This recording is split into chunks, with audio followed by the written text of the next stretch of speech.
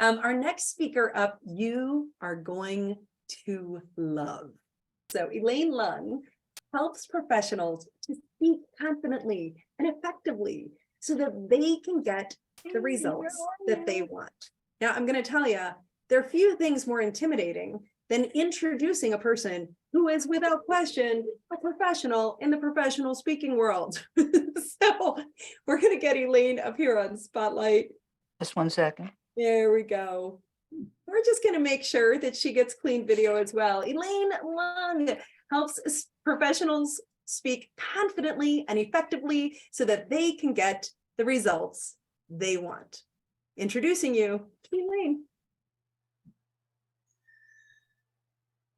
How often have you been caught off guard by an unexpected question?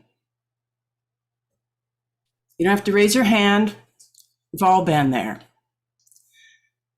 But if you've ever been in that situation, you've felt the spotlight on you, like a deer in the headlights, perhaps frozen, not a thought in your head, and thinking, I am an articulate person. Why does this happen to me?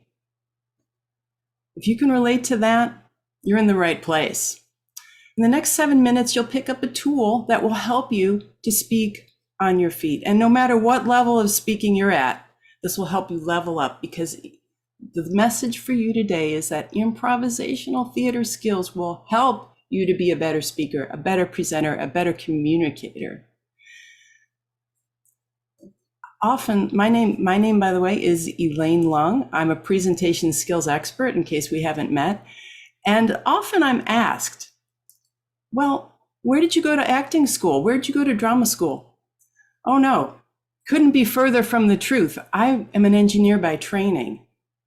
It took me years to find the courage to figure out how to use my voice and finally speak up. And once I did, that felt great. However, I always froze when I had an impromptu question that I didn't know how to handle. Therefore, I went and took more focus on that by taking impromptu speaking, improvisational theater classes, and I found improv is the secret sauce to better speaking. And now I work on incorporating that into the presentation skills training and coaching that I do. How does it help? You might be asking.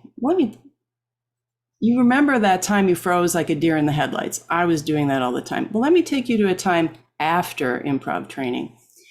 Imagine, conference room. I'd volunteered to speak in front of this group of people in this room, U-shaped conference table, and the person with the most influence was sitting right in front of me. Let's call her Laura Lynchpin, the CEO's administrative assistant. Basically, if the proposition, the proposal, the initiative I'm proposing to the group, if she buys in, it's going to fly. If she doesn't buy in, it's going to sink like a rock. And I told my boss I was the one to go in and talk to this group and get them on board so that our group could help their group and we could have more efficient work. As I got launched into the speech, I looked around and her body language was saying it all. Show me, prove it. I thought, what am I going to do? I need to get her to buy in. Everyone was sort of half looking at her and half at me. Finally, after observing this and thinking, what am I going to do? What can I do here? I know this is a contentious relationship, but I need to get forward to the goal. Finally, I heard it. It was the opportunity. She said it out loud. This was my chance. I took the risk. I leaned in and I said, Laura, I understand you might have somewhat of an issue with this. Let's talk about it. She looked shocked. It was like I threw a bucket of water on her. She looked around and everyone was still looking at her. So we started to talk, she and I. And we started to talk about what we could do to move forward, her problems in the past and with the department and what we could do forward to address that. And wouldn't you know it? People started to relax a little. I got a flip chart going of the concerns. And by the end of that meeting, when we walked out,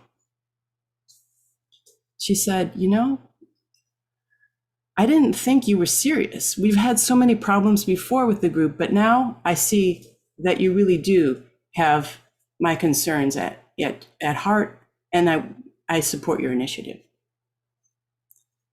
Now you may think, well, that's great, Elaine. You wanted the goal, you wanted this initiative launched, you were sold, you needed to confront her. That's great. You did it. But I'm telling you that improv made the difference. Because of my improv training, I had the confidence to stand there in the moment, be in the moment, draw on all my experience and connect and be present with that audience.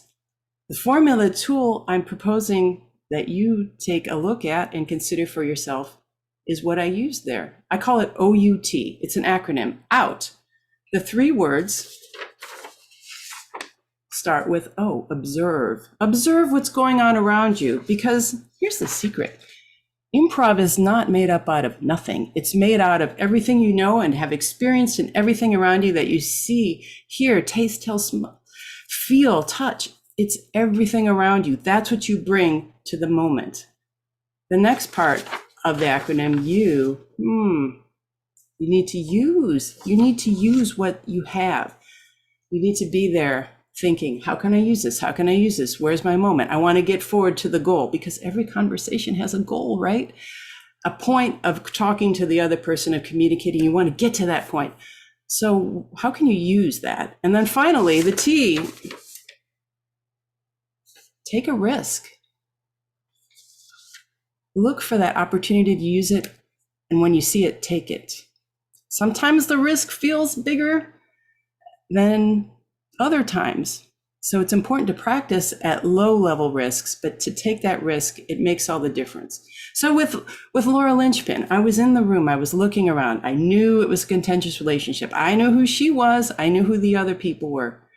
And I was thinking, okay, how can I use what's happening? How can I use what's happening? And then when she said, that was the point, to take the risk and jump into that conversation with her and move it forward. And it worked. And it will work for you too. I invite you to find a way to use OUT today. When you walk into, say, like a restaurant, there's someone you're interacting with. Take a look what's going around. Observe and think, how can I use this? How can I use this to give them a smile, to maybe get them to laugh, to have a more pleasant experience together at this small transaction? And then when you see that opportunity, take the risk and step into it and see if that low risk interaction makes a difference. OUT, observe, use, and take a risk. Improv brought into presentation helps everything spiral up to better conclusions and results. I'm Elaine Lung, an improv presentation skills expert, and I invite you to keep on speaking OUT, out. Oh my gosh, I love you so much. I love the speaking out.